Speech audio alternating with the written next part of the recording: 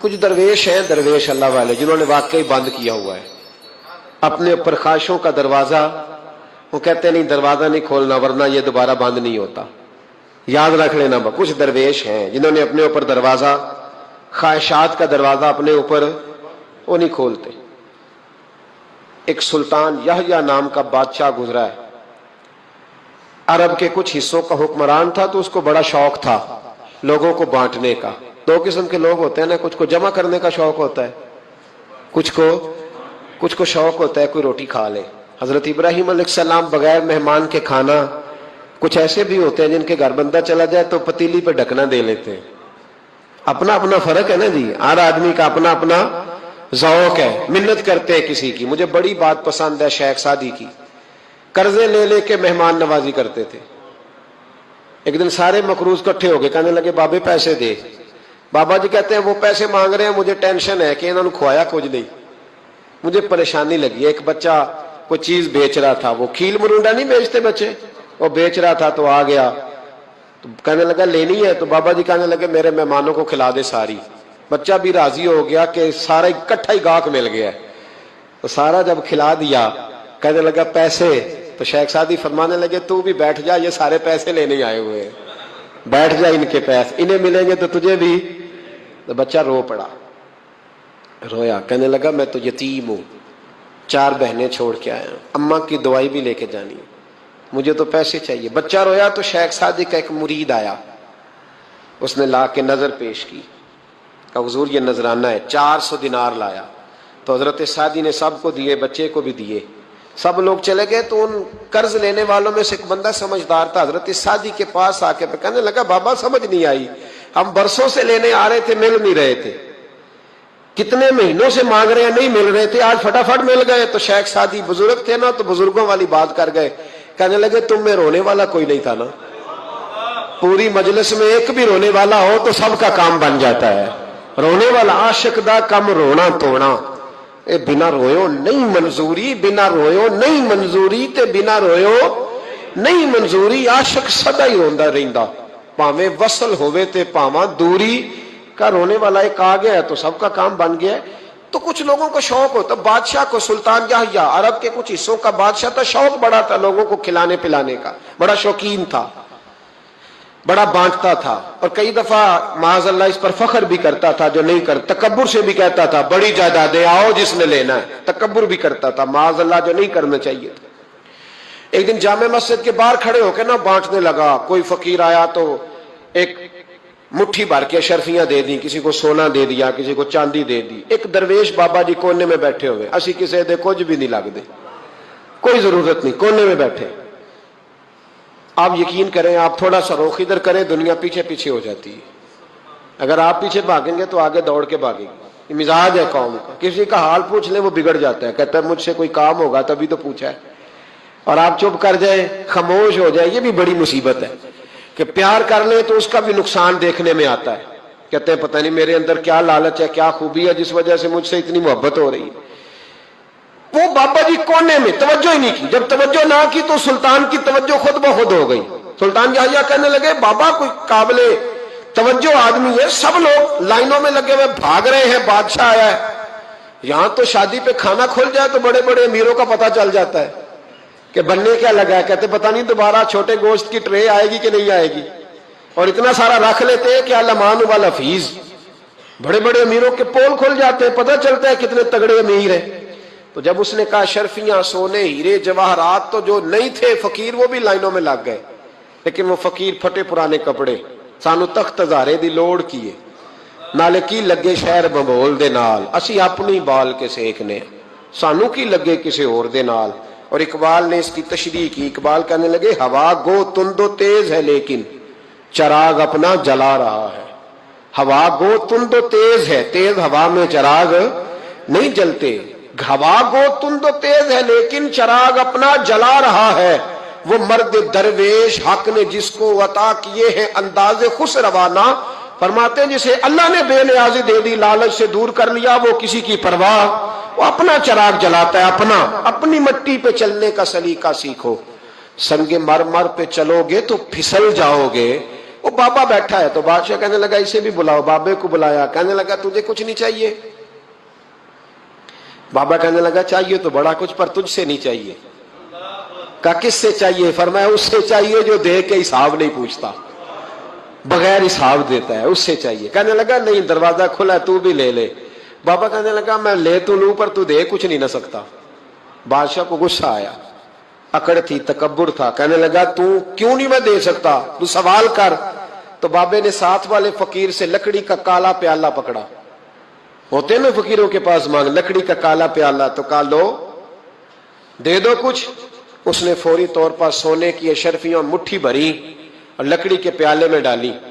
اب جب پیالے میں ڈالی تو کڑ کڑ کی آواز تو آئی, پر پتہ نہیں وہ کدھر گئی ساری اشرفیاں.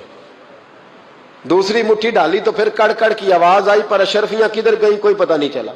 تیسری, چوتھی, پانچویں, بابے کا پیالہ خالی کا خالی. 2 دفعہ بھی, 4 دفعہ بھی. یہ بادشاہ لوگ ضدی ہوتے ہیں, مانتے نہیں جلدی, کیونکہ انہیں کسی نے بتا دیا ہوتا ہے نا سارا کچھ تم ہی ہو, اڑ جاتے. ہاں جو جس منصب پہ بھی بادشاہ ہوتا ہے اڑ جاتا ہے. اس نے کہا میں بھی ضدی ہوں, پیالہ بھر کے چھوڑنا ہے. ایک بوری منگا لی, دوسری منگا لی, تیسری منگا لی. بابا خوش ہے, مطمئن ہے, چلو ڈالو, تم نے کہا تھا ملیں گی. اب وہ مٹھی ڈالتا, کبھی اشرفیاں, کبھی ہیرے, کبھی چاندی, پر پتہ نہیں کدھر جاتی. بالآخر آہستہ آہستہ بیک ہونے لگ گیا. وزیر کہنے لگا بادشاہ پیچھے سے بوریاں ختم ہو گئی ہیں, اب نئی منگانے لگیں گی, پیچھے کوئی چیز بھی نہیں, ختم ہو گیا سارا کچھ. انسان کسی کو کیا دے سکتا ہے؟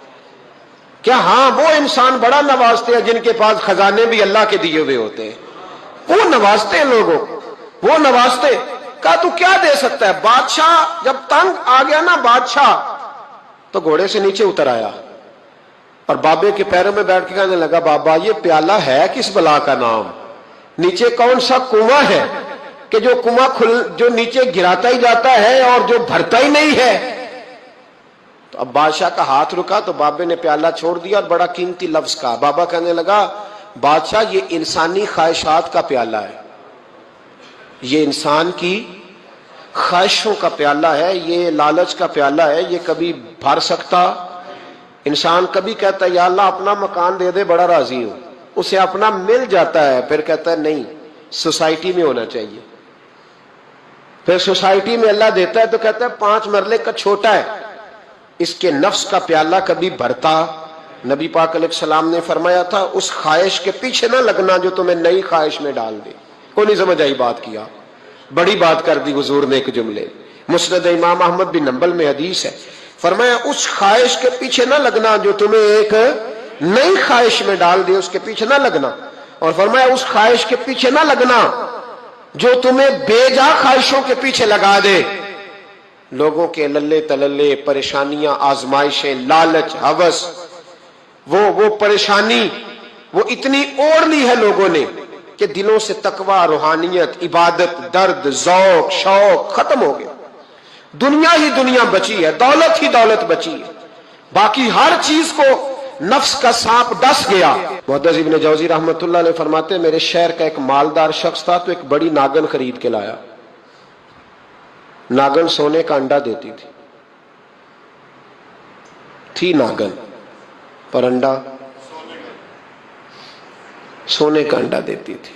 اس کے بال بچوں نے بھی, ایک ہی بیٹا تھا, بیوی تھی, انہوں نے کہا ابا یہ ناگن ہے, اس کا کام دسنا ہے, تو خیال کر. کیا کہا تھا حضرت سلطان بہو نے, کھارے کھو کدی مٹھے نہیں تھیندے, پاویں سہ منا گڑ پائیے تے سپاں دے پت کدی میتھ نہیں تیندے, پاویں چولیاں دودھ پیائیے. اس کی فطرت میں ڈسنا ہے. تو یہ ڈسے گی, بات ختم ہو گئی. کہا نہیں, سونے کا انڈا دیتی ہے. رکھ لیا گھر میں. بکری رکھی ہوئی تھی, پالتو بکری. بکری کو ناگن نے ڈس لیا, بکری تڑپ کے مر گئی. بیوی اور بیٹا کہنے لگے خیال کر, بکری کو ڈس لیا نا اس نے کہا بکری کتنے کی؟ کہا 6 دینار کی. سونے کا انڈا کتنے کا؟ کہا 50,000 دینار کا. تو کہنے لگا چھوڑو, انڈا تو مل رہا ہے نا, اگرچہ ناگن ہے, انڈا تو آ رہا ہے نا. کچھ دنوں کے بعد گھر میں گھوڑا رکھا تھا, گھوڑے کو ڈس لیا, تڑپ کے مرا گھوڑا.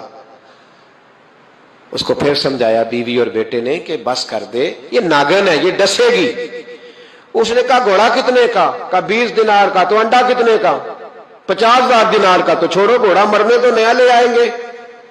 अल्लाह अकबर। एक नौकर घर में रखा था जानवरों को चारा डालने को। अचानक उसने चारा जो उठाया तो अंदर वो नागन बैठी थी।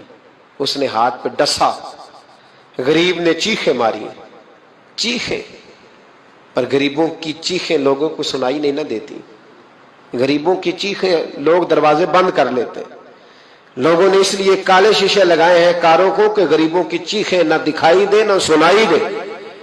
नागन ने डसा, चीखने लगा नौकर, लेकिन गरीब का खून भी सस्ता होता है ना, उसका सारा वजूद जहर से फट गया।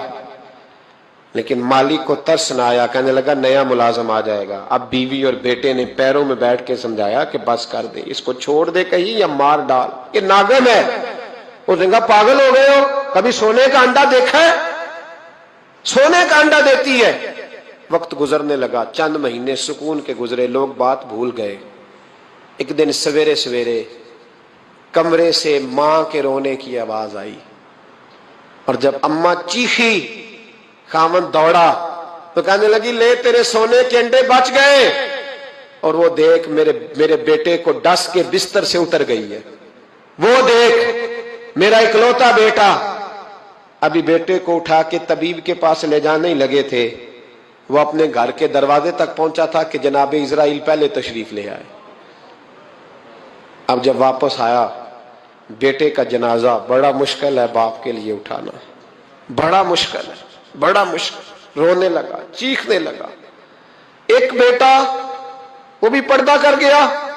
जनाजा उठा, लोग उसको दफन करने के लिए निकले तो मां ने भी सारा सामान समेटा। मां ने भी वापस आके कहने लगा तू कहां जा रही है? कहने लगी इस वेड़े में, इस सहन में मेरे बेटे की मौत हुई। यहां सोने के अंडे बचे पर मेरा बेटा नहीं बचा।